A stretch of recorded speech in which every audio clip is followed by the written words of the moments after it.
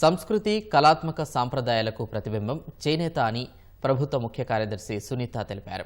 చేనేత జౌళి శాఖ ఆధ్వర్యంలో హైదరాబాద్ శ్రీనగర్ కాలనీ శ్రీ సత్యసాయి నిగమాగంలో ఏర్పాటు చేసిన చేనేత వస్త్ర ప్రదర్శనను ప్రారంభించారు.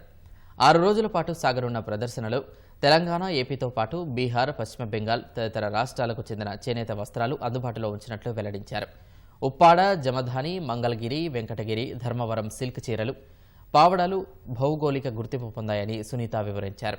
భారత ప్రభుత్వ సమన్వయంతో నేత కార్మికుల అభ్యున్నతి కోసం వివిధ పథకాలను అమలు చేస్తున్నట్లు స్పష్టం చేశారు. ప్రభుత్వము హ్యాండ్లూమ్ వీవర్స్ని కొంచెం వాళ్ళ దగ్గర ఉన్న స్టాక్స్ అన్నీ అమ్ముడుపోతానికి, తర్వాత సిటిజన్స్కి మంచి ప్రైజెస్లో దొరకాలంటే ఎగ్జిబిషన్ ఒక మంచి వెన్యూ.